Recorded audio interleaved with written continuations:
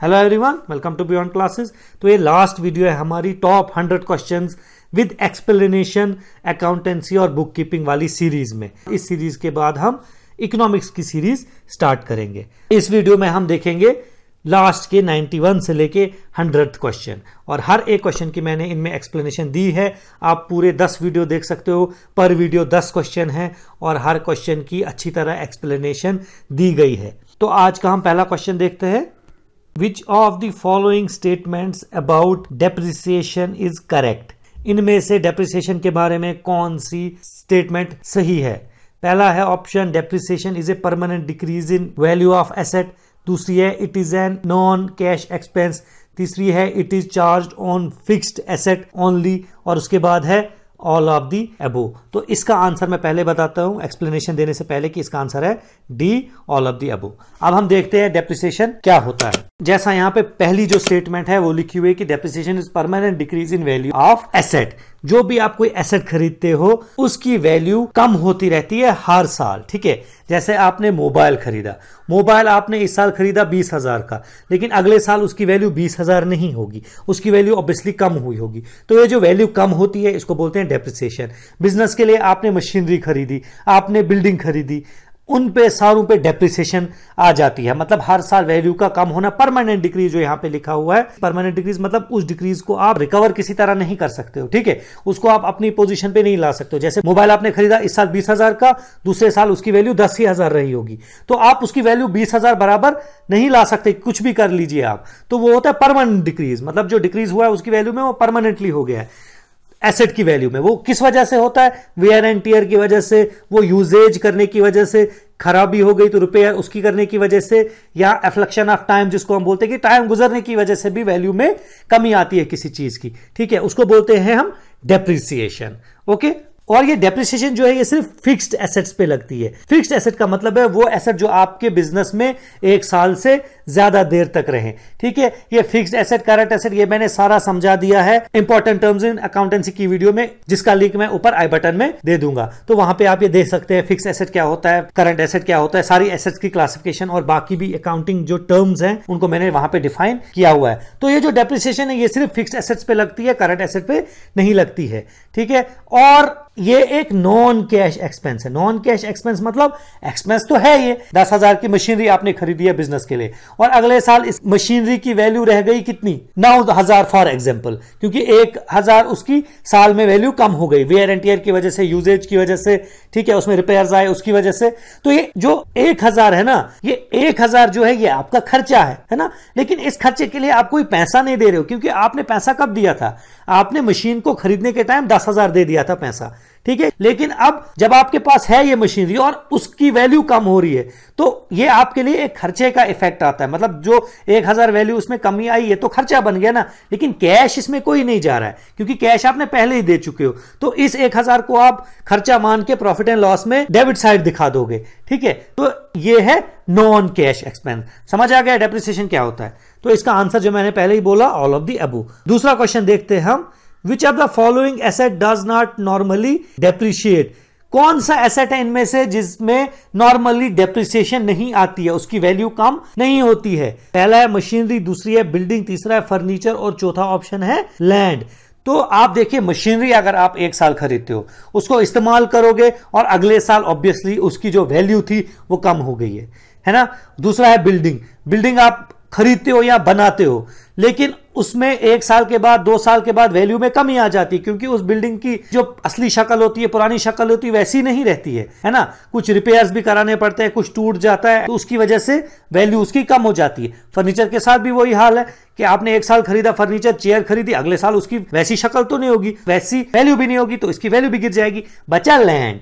आप देखिए नॉर्मली क्या होता है, नॉर्मली जो लैंड है उसकी वैल्यू जो है वो एप्रिशिएट हो रही है दिन ब दिन। वैल्यू कम नहीं होती है, लैंड की वैल्यू ज्यादा होती है। तो इसका मतलब लैंड पे डेप्रिसिएशन आपकी नहीं लगती है। तो इसका आंसर है डी, लैंड, ओके।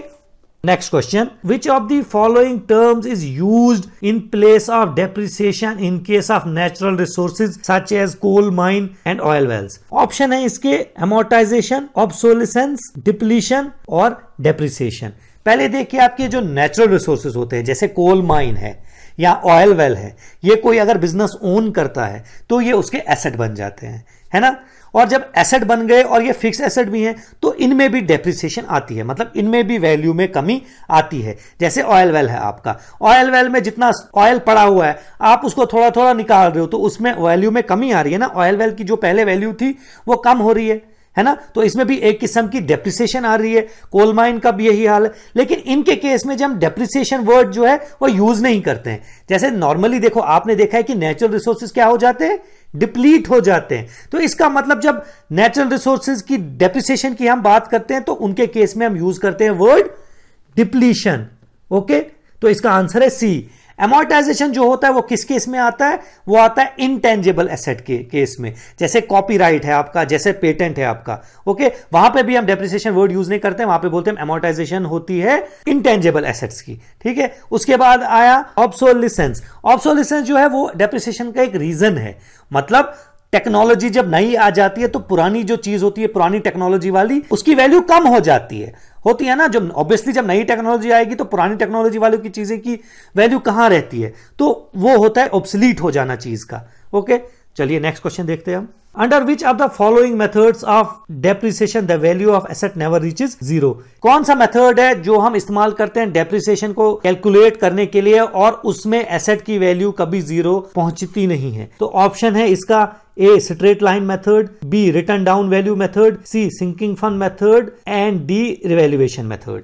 क्वेश्चन क्या बोल रहा है कि कौन सा वो डेप्रिसिएशन का मेथड है जो अगर हम इस्तेमाल करें तो एसेट की वैल्यू जीरो नहीं पहुंचती है, वैल्यू उसकी कम हो जाएगी, इनसिग्निफिकेंट हो जाएगी, मतलब 10 रुपए रह जाएगी, 5 रुपए रह जाएगी, वो वैल्यू एसेट की इनसिग्निफिकेंट है। क्योंकि एसेट की जो पहली वैल्यू होगी वो आपने 10 लाख का खरीदा होगा, 20 लाख का खरीदा होगा, तो जब उस एसेट की वैल्यू 5 रुपए 10 रुपए रहे तो वो तो इनसिग्निफिकेंट है, लेकिन तब भी जीरो नहीं पहुंचती है। वो कौन सा मेथड है? अगर हम स्ट्रेट लाइन की बात करें, जो पहला मेथड है, स्ट्रेट लाइन में क्या करते हैं हम, स्ट्रेट लाइन में डेप्रिसिएशन को कैलकुलेट करने के लिए हम क्या करते हैं, हम जो वैल्यू ऑफ एसेट है, जैसे हमने कोई एसेट जैसे मशीनरी है वो हमने खरीदी 10 लाख की, ओके, और उसकी यूजफुल लाइफ है वो है 10 साल, हमने एज्यूम किया, ठीक है, क्योंकि हमें एक्सपीरियंस से पता चलता होगा कि कितनी मशीनरी कितने दिन चलेगी, कितने टाइम चलेगी। तो कोई पर्टिकुलर मशीनरी है वो 10 लाख की उसकी वैल्यू है और उसकी लाइफ जो है, यूजफुल लाइफ जो है वो है 10 साल,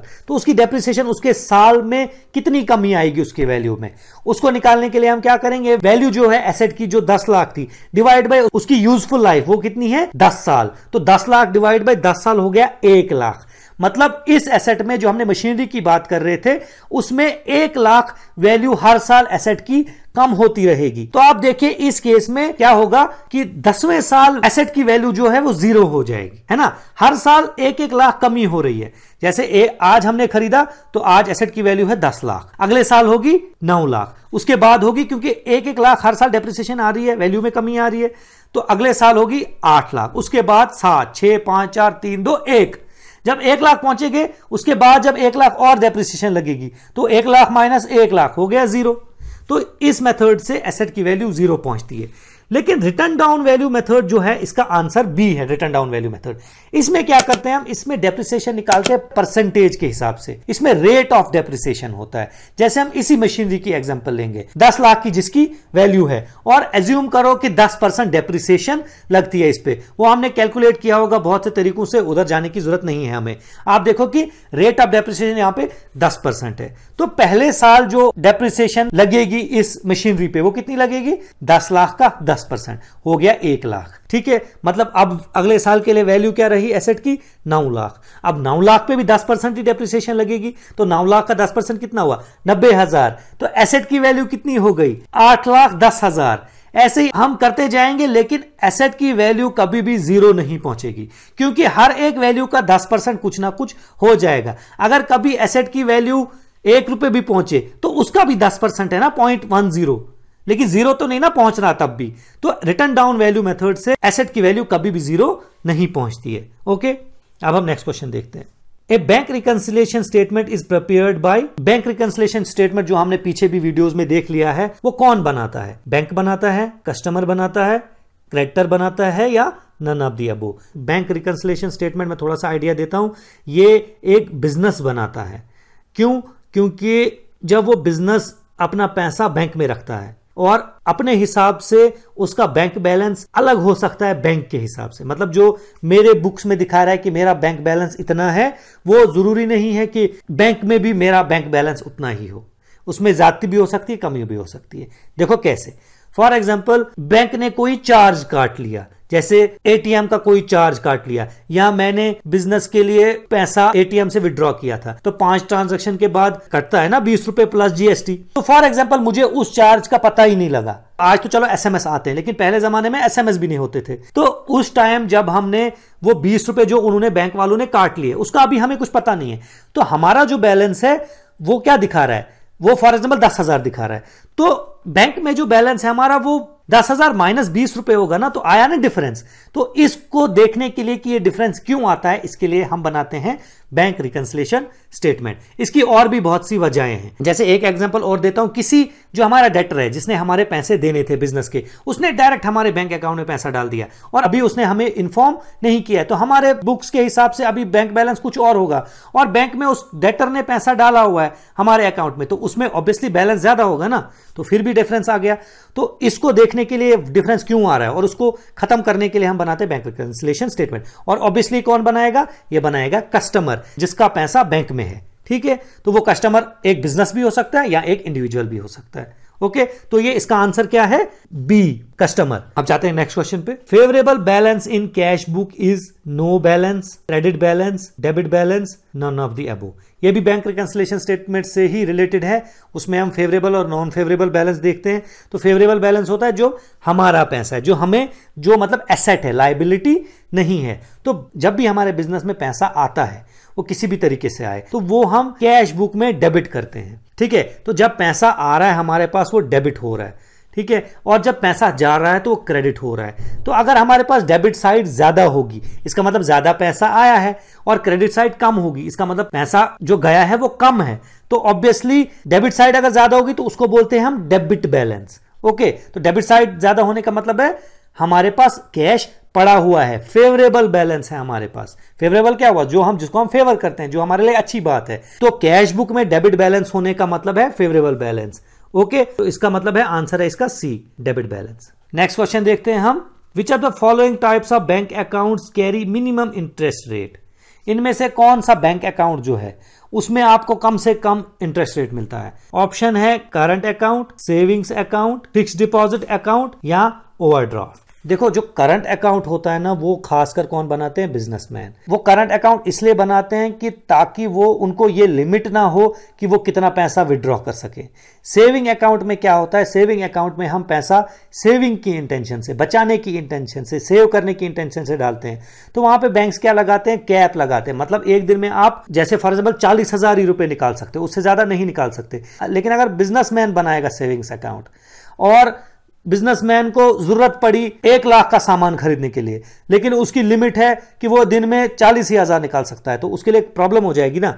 तो वो क्या करता है, वो करंट अकाउंट बनाता है। तो करंट अकाउंट में क्या होता है, जितना आप पैसा डालो, जितना निकालो, कोई लिमिट नहीं है। सेविंग्स अकाउंट में क्या होता है, उसमें ये होता है कि आप पैसा जितना डालो उसमें कोई प्रॉब्लम नहीं, लेकिन निकालने के टाइम लिमिट लगती है। लेकिन और फिक्स्ड डिपॉजिट जो है, उसको आप फिक्स रखते हो पैसा, उसको 10 साल 5 साल के लिए निकाल ही नहीं सकते हो। अगर वो निकाला आपने तो उस पर पेनल्टी लगती है। वो हो गया फिक्स्ड डिपॉजिट अकाउंट।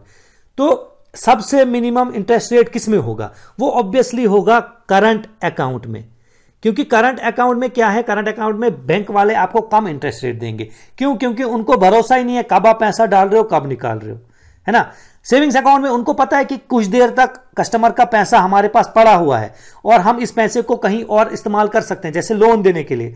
तो वो उस पे आपको ज्यादा इंटरेस्ट देंगे, क्योंकि आपका पैसा बिजनेस के पास ज्यादा देर रह सकता है सेविंग्स अकाउंट में, है ना। और फिक्स्ड डिपॉजिट में तो ज्यादा ही इंटरेस्ट रेट होता है, क्योंकि ये बहुत देर तक बैंक के पास पैसा रहता है आपका।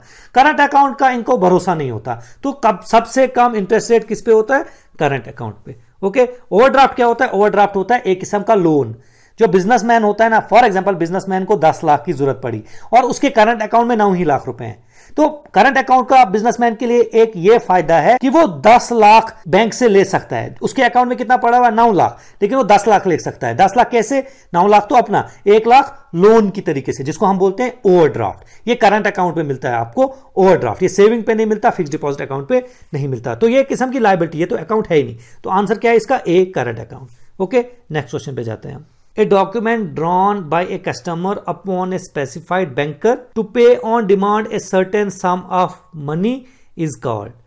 ऑप्शन ए है ड्राफ्ट, बी है पे इन स्लिप, सी है चेक, डी है वॉचर। वो डॉक्यूमेंट जो एक कस्टमर बनाता है या साइन करता है और किसी पर्टिकुलर बैंक को, जिस बैंक का वो डॉक्यूमेंट होगा, उस बैंक को बोलता है कि जब कोई बंदा, जिस बंदे को वो उसने डॉक्यूमेंट दिया होगा, वो बंदा आपके पास आएगा तो उसको इतना पैसा दे देना जितना उस डॉक्यूमेंट में लिखा होगा। उस डॉक्यूमेंट को हम क्या बोलते हैं, उस डॉक्यूमेंट को बोलते हैं चेक। ठीक है, चेक क्या होता है, चेक एक कस्टमर जो होता है, बैंक का कस्टमर मतलब जिसका बैंक के पास पैसा पड़ा हुआ है, जिसने बैंक का पैसा डिपॉजिट किया हुआ है। जैसे हम सब बैंक्स के कस्टमर होते हैं क्योंकि हमारे अकाउंट्स बैंक में होते हैं, हमारा पैसा वहां पे पड़ा होता है, वो हमें सर्विस देते हैं, तो हम कस्टमर हुए ना। तो अगर हमने चेक बुक ली होगी बैंक से, ठीक है, तो मैं क्या करूंगा, मैं उस चेक बुक पे एक स्पेसिफाइड अमाउंट लिखूंगा, फॉर एग्जाम्पल 10,000, और वो किसी बंदे को दूंगा जिसको मैंने 10,000 दिए होंगे, है ना। और उसका मतलब क्या होगा कि जब भी वो बंदा वो चेक उठा के बैंक पे जाएगा तो बैंक को मजबूरी है वो 10,000 मेरे अकाउंट से निकाल के उस बंदे को देगा। इस डॉक्यूमेंट को हम बोलते हैं चेक। समझ आ रहा है? अब देखते हैं हम next question. A cheque on which a date is affixed following the date the cheque is return is called. एक चेक जिसपे वो डेट लिखी होती है जिस दिन चेक बना होता है, जिस दिन चेक कस्टमर ने साइन किया होता है, वो नहीं, उसके आगे की कोई डेट, तो उस चेक को क्या कहते हैं, उसको क्या कहते हैं हम उसको। या ऑप्शन ए है antedated cheque, post dated cheque, back dated cheque, postponed check.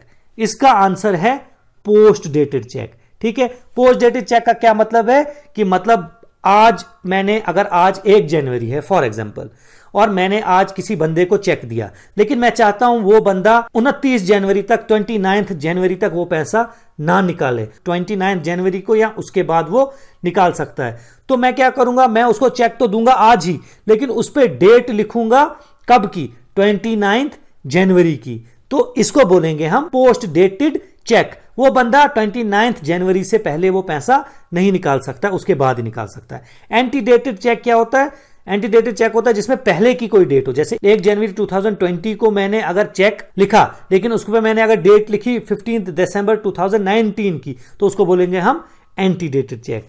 ठीक है, बैक डेटेड चेक कोई नहीं है, ये सिर्फ ऑप्शन के लिए डाला गया है, और पोस्टपोन चेक भी ऑप्शन के लिए डाला गया है। ठीक है, अब है लास्ट क्वेश्चन इस सीरीज का, जो हमने टॉप 100 क्वेश्चन इन अकाउंटेंसी पढ़ी, उसका लास्ट क्वेश्चन हम देखने वाले हैं। 100th question. When a business organisation deposits cash into bank, the bank will a credit its account, b debit its account, c depends upon the size of cash amount, d no entry is made. इसका क्या मतलब है कि जब कोई business bank में पैसा डालता है तो बैंक उसके बिजनेस वाले अकाउंट को क्या करेगा, डेबिट करेगा या क्रेडिट करेगा। ठीक है, तो देखो आप, जब हम अपने बैंक अकाउंट में पैसा डालते हैं तो हम अपनी कैश बुक में, जो बिजनेस की कैश बुक है, उसके बैंक कॉलम में हम उस पैसे को डेबिट करते हैं। क्यों? क्योंकि वो हमारा एसेट है, एसेट इंक्रीज हो गया, बैंक में हमारा बैलेंस ज्यादा हो गया, तो बैंक कॉलम को हम डेबिट करते हैं। जब भी एसेट इंक्रीज होता है, बहुत बार समझा चुका हूं मैं ये, तब वो एसेट डेबिट हो जाता है। ओके, लेकिन बैंक वाले अलग करते हैं, बैंक वाले थोड़ी डेबिट करेंगे जो हमने पैसा उसके बैंक में डाला। क्यों? क्योंकि बैंक वालों के लिए जो हमने पैसा अपने अकाउंट में डाला ना, बैंक अकाउंट में, बैंक वालों के लिए वो क्या है, वो लायबिलिटी है ना, वो हमारा पैसा है बैंक वालों के पास। तो बैंक वालों ने वो हमें पैसा कभी ना कभी देना है। जब भी हम वो पैसा एटीएम जाएं, एटीएम कार्ड डाले तो वो हमने लेना है, या जब हमें कैश विड्रॉ करें सीधा, वो हमने लेना है, तो उनके लिए वो लायबिलिटी है। तो अगर हम बैंक के एंगल से देखेंगे, बैंक के एंगल से अगर हम देखेंगे तो वो जो हमने पैसा बैंक अकाउंट में डाला वो उनके लिए लायबिलिटी तो बन गई, और जब भी लायबिलिटी इंक्रीज हो जाती है तो वो क्रेडिट हो जाती है। तो बैंक वाले हमारे बैंक अकाउंट को क्रेडिट करेंगे अपनी बुक्स में, हम तो डेबिट करेंगे अपनी बुक्स में, लेकिन बैंक वाले क्रेडिट करेंगे, क्योंकि वही पैसा हमारे लिए एसेट है, क्योंकि वो हमारा पैसा है, और बैंक वालों के लिए वो लायबिलिटी है। क्यों? क्योंकि वो हमारा पैसा है, बैंक वालों का तो नहीं है, उन्होंने वापस देना है, तो वो क्रेडिट करेंगे। जब भी लायबिलिटी इंक्रीज होती है क्रेडिट हो जाता है। समझ आ रहा है आपको?